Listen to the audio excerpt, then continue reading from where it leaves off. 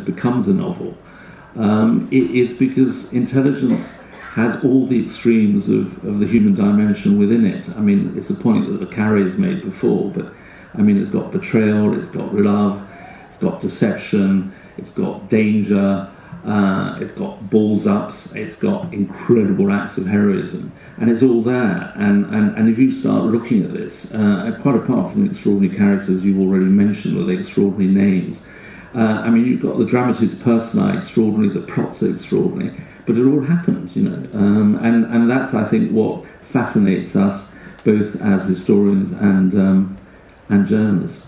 I have read or seen the film of The Man Who Never Was. That came out in 1956.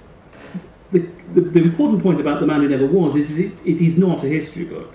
It is partial in every conceivable sense. It both doesn't tell the full story, but it deliberately conceals large chunks, and for good reason in some cases, of what had actually happened. Most importantly, it conceals the identity of the body that was used. Now, Ewan Montague, a character I haven't told you about yet, who was the kind of prima mobile of the whole operation, he was allowed to write the book on the strict understanding that he would not reveal how the body had been obtained, that he would not reveal the fact that it would have been impossible to do without secret intelligence from Bletchley Park. I mean, it was largely based on all of that. And he was required to have it vetted fully, both by MI5 and MI6. So the original book, The Man Who Never Was, is, as I say, partial. The film is frankly fantastic, and it contains a lot of elements that are just completely invented. By that point, Montague had more or less sold out completely to Hollywood, and indeed he appears in the film in a sort of character role. He didn't really mind at all the violence that was being done to history. But but that said, it would have been quite impossible to write this book without, and Jimmy again alluded to this sort of lucky discoveries that one makes on these things. I went to see Ewan Montague's son, a man called Jeremy Montague, who's a charming musicologist at Oxford, long retired now. I went to see him years before I'd even put pen to paper on this book, and asked him if his father had kept any papers. And with an unmistakable twinkle in his eye, he led me upstairs to a large wooden trunk underneath the bed, which contained the entire classified dossier from Operation Mincemeat, which his father had, well, I think the technical term is stolen, at the end of the war, completely violating every central principle of intelligence work, which is that you have to return the paperwork. So without that, the book would have been absolutely impossible to write, I think, because that gave one, again, the sort of the deep mine material. Fantastic.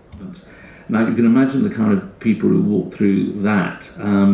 You only have to read Put Up More Flags by War, even in war, to realise who lampooned the Religious Affairs Department in the Ministry of Information, and certainly based one of his characters on my father and several of the so-called agents that went through it on people that my father knew.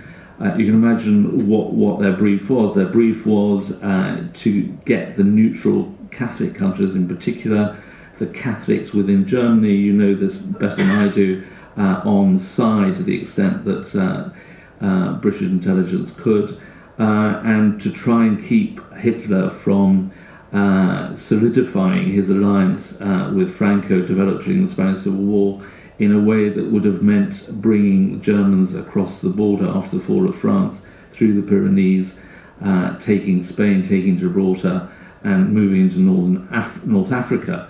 If that had happened, the whole thrust direction of the war would have been very different, and I doubt very much if we'd managed to hang on before the Americans came to our rescue. So the Madrid office and the Madrid embassy played a very important role in terms of keeping Franco on side, infiltrating, developing agents within the Franco. Written this memo called the Trout Memo, which identifies all sorts of elements in espionage. But above all, they identified two salient characteristics of every deception operation, which were what they called wishfulness and yesmanship. Now, wishfulness is if you know what your enemy already is inclined to believe, you're already halfway there. The door is already halfway open.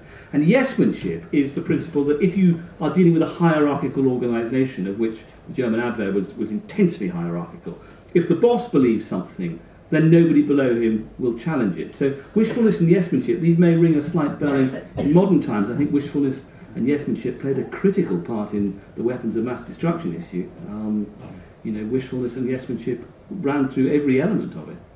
Regime, who were not pro-Axis, who were sort of sympathetic to the Allied cause, who provided critical information, and that on one side. On the other, all these operations that were going on. My father had a peripheral role in Operation Mincemeat, but he's one of a very close group of people in the embassy who certainly was told about it on a needs-to-know basis, this horrible phrase which they still use today.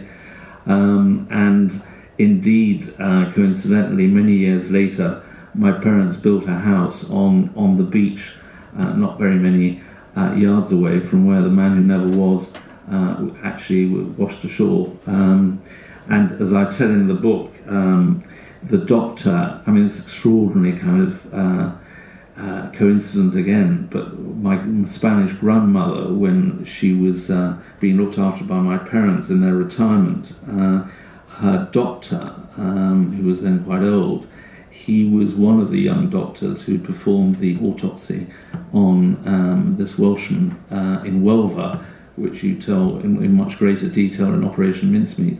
And suddenly, of course, over various dry sherries and dry martinis on the balcony of our house in Spain, got into conversation with my father and realised they had been not many miles away from the same place during the war. Extraordinary one. He was called Eddie Chapman, and he was a professional safecracker and burglar and con man during the early 30s. And by the time the war came around, he'd been captured and it was imprisoned in Jersey, and thus was there when the Germans invaded the Channel Islands, and offered himself as a recruit to the German Abwehr, to military intelligence, and was probably taken up, well, rather eventually taken up, and trained in a special spy school in southern France, and then parachuted back into Britain with a mission to blow up an aircraft factory north of London. And true to form, Chapman then immediately defected to MI5, where he was given the codename Agent Zigzag on the entirely sensible basis that nobody was quite sure whose side he was on. Indeed, I'm not sure he was quite sure whose side he was on. But he did, for this one brief period, for about 18 months, he did develop a strange kind of patriotic conscience. And he was extraordinarily brave. He volunteered to go back into occupied France. He volunteered to spy back again on the Germans, and he did an absolutely brilliant job. And for 18 months, he survived in occupied France and then in Oslo. It has to be said, survived having a tremendously nice time. They gave him a lot of money and a yacht. And an Iron Cross. And an Iron Cross, no less. And then parachuted him back into Britain. But he was thoroughly disreputable. And indeed, I suspect, had the Germans won the war, Chapman would have ended up as a highly decorated SS officer, swaggering down the Kuffenstamm. He would have been perfectly all right. What I particularly like about Chapman is that he never went straight. He was absolutely consistent in his crookery, until, of course, he became the crime correspondent for the Sunday Telegraph, which thoroughly pleases me, because his picture byline shows Eddie Chapman leaning on his Rolls Royce with a lovely sort of fur-collared coat round his on his back, and you can see from the twinkle in his eye that he's just going to tell you a whole bunch of lies. I do actually dream of this occasionally. I dream about meeting my father again, and in the light of the book, and I got to know him really in the last really got to know him last 2 or 3 years of his life. He already knew he was dying of cancer, but his favourite club was Garrick, of course, and he used to ring out and say, "Jimbo, why not join me for lunch?" And in this dream, we're back in the Garrick basically, and we're talking about the war, and a lot of the stuff that's in the book comes out, and we're having a really good bottle of wine. I might make just a sort of general point. Joys of the intelligence files is that they are written by people with great abandon in some ways, and great sort of freedom, because they never expected them ever to be read. In a way, this is exemplified in Operation Mincemeat by the contrast between Montague and Cholmondeley. Montague went all guns out to reveal everything he could about what had happened, whereas his partner Cholmondeley never told anybody what he'd done during the war, including his wife. and ended up as a completely unsung lawnmower salesman in Somerset. And I never told anybody. And so there is a kind of element about whether one should keep the secrets of people who kept their own secrets. I think not. Who was then living in Spain, in Toledo. The only problem with the South African poet was, unlike my father, he not only drank, but found it quite difficult to control his drink.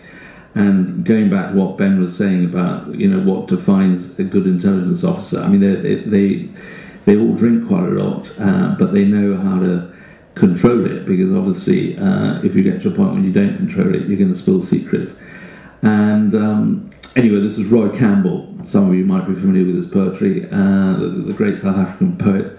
Well, my father recruited him as an agent, and it was all part of this operation that British intelligence was setting up in various neutral countries and indeed occupied countries in the event of a sort of fight back. And if they'd been occupied by Germany, for instance, Spain had been occupied by Germany, you'd have this network of agents as a kind of resistance.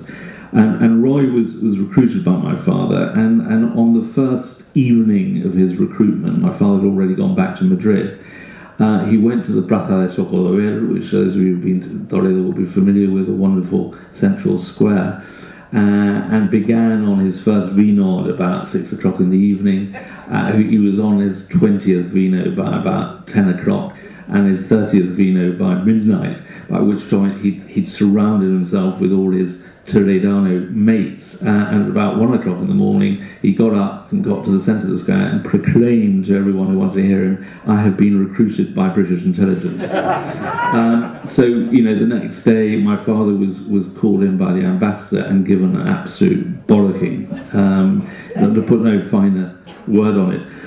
In terms of his successes, I think in a way I mentioned Leslie Howard. I think I go into quite a lot. It's probably not as sexy as Mincemeat and some of the stuff that Zigzag got up to, but it's really the stuff of good intelligence and indeed good journalism, which is developing sources, difficult sources, who will tell you things which officials won't tell you. And my father ran at least 2 very senior agents within the Franco regime, who, as I said earlier, were not pro-Axis, were quite sort of pro-Allied, who gave him a lot of information which he fed to London on exactly, for instance, what the Spanish military were doing, the divisions within the armed forces under Franco, the tensions between the Falange and those who were more pro-Axis, which fed into the machinery, because on that basis we knew which way the cookie was going to crumble.